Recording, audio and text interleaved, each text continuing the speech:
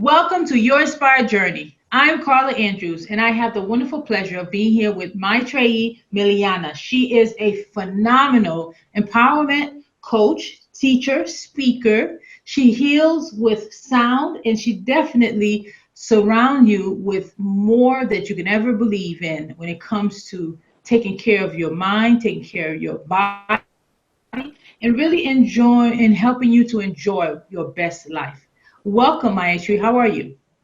I'm doing great, Carla. Thank you so much for having me. I'm really happy to be here with you and talk. I'm glad that you're here. I know last time we've had a conversation, we were really just having a good time, and I got to learn a lot about who you are, and I really want to share that with the audience because I think it's very important. A lot of times, we learn what it is that you do as a speaker, as an author, as a teacher, educator, but sometimes we have to go back, right, and find out just a little bit about who you are and how did you get here? How did you make this a journey?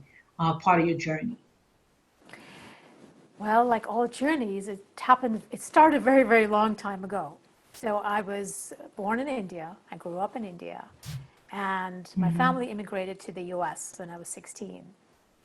And that was a huge culture shock for me. The age at which I came, I was so young and just, it was like going to Mars and meeting new people who everybody looked different from me. Everybody looked different from me. I can imagine. And I was in the South, and it was so. But then what I loved, what I fell in love with, was freedom and the ability, the possibility of having a dream for myself Hmm. as a woman, which was something I hadn't grown up with. I grew up with this idea that your life is kind of planned for you. You'll grow up, you go to school, you get married, and you become a mother, and then you die. So it was sort of this assembly line. That sounds lovely. It was like this assembly line. And I felt like I came just in the nick of time. Oh, I don't have to, I can get off the assembly line and make my own way. And it was just so exciting for me to have that. And to put it in a nutshell, I guess it's been both finding my way out of the assembly line, but realizing there's a huge rubber band that kind of was pulling me back onto the assembly line, which was my culture. The way you're explaining it is, I'm sorry. It's like, I'm literally seeing myself being pulled back, but that's another story. Right, the family, the culture, my own conditioning and loyalty, and the conflict of between two cultures. And so that took several years. And, just I think there were some struggles and some challenges and, just, and even just real hardship, just really being lost and not knowing what decisions to make, not even knowing what was true to myself. I didn't even know Wow. because I was so confused between the two cultures. I didn't know how to choose myself. And I had grown up with therapy, or that was not, part of my culture. So I didn't really know anything about the self-help area. But somewhere along the way, I was in a marriage, which it's like I finally hit that place. But no, this is not what life needs to look like. This is not what, Hmm. no matter who says it, even if the religious texts say it, even if my family or culture says it, or the religious teacher. And I chose myself and I So, left. let me get this straight. You got married here in the United States, I did. I and did. even though you were in a new culture, you found yourself going back to the Right. Well, line. I was taken back. So, shall I give you the gory details? It's up to you. Go for it. Look, we're So, all here. We're all here listening. when I was 22, I fell in love with an American man. I was at graduate school. I was studying piano. I was following my heart. I followed my freedom dream.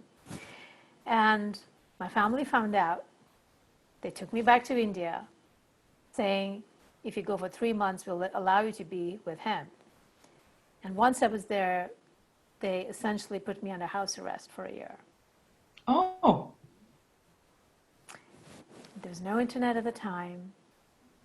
I couldn't have access to the phone or mail. And it's kind of like, it's not like here where you can call up some women's organization, especially in those days. Mm. Um, so there was no outside help. And because there in India, everybody trusts the parents, the children. Even if you're 22, you're still considered a child if you're unmarried.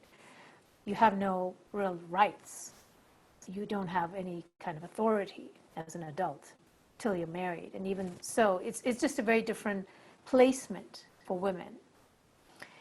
Mm. It's different now, but certainly then, well, it's different now to some degree. So, then I managed to escape, and that's a long story, and I've written a whole book about it. I've written my story in a book, so it's involved. But the main thing is that I escaped. But I think I was so traumatized from it. It's one thing if a stranger kidnaps you and places you under house arrest, but it really does a number on you when your family does that. Yeah. So it was really hard and painful, and so I was, for a few years I bumbled about, and I think finally at some point I realized no, and I think I towed the line out of fear. I went along with my cultural ways. I married an Indian man, and I went along with that. And so that was my personal journey of empowerment. Once I decided to leave, I just knew I was going to go to graduate school and become a therapist. I don't know how I knew that, but it just came to me, and I just knew it was right. And so that, at least then, I picked up everything and followed my truth. Yeah. And now, what that's led me to is now I help women heal from trauma and empower themselves to really know who they are and what they want, and to follow that. I really loved how you mentioned about the freedom dream, and it sounds like a program. So I'm actually interjecting that in there, and follow your path, follow your dream. So I'm saying this off record so you can kind of weave that into, and maybe I'm not sure if you could somehow add that as a program that you have and share with the audience. Okay. All right. Okay.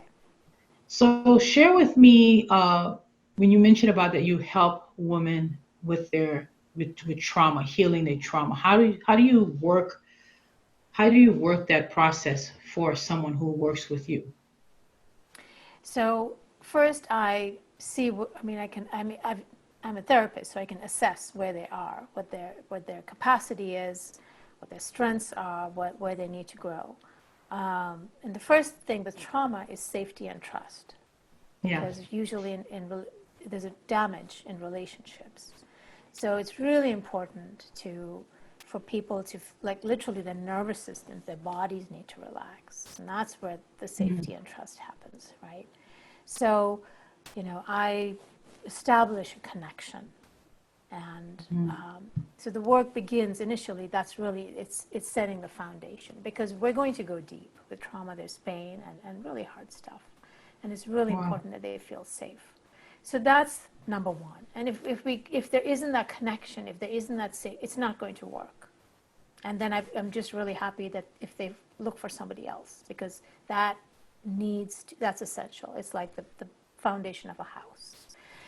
Mhm. So once that's there, then, of course, there's this story, and people often just need to be heard. They need to speak about the Mhm. things that they may have never have spoken about. So they need to tell their story. That's, a Wow. storytelling is so important, because so much of empowerment is women being silenced, right?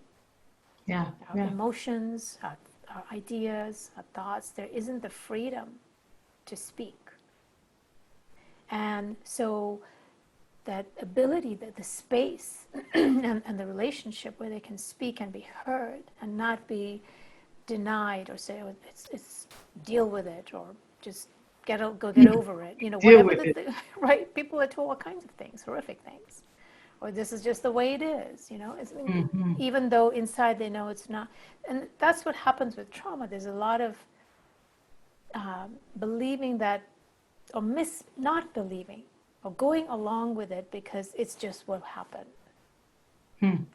And so it's interjecting the sense that this didn't need to happen and this shouldn't have happened to you.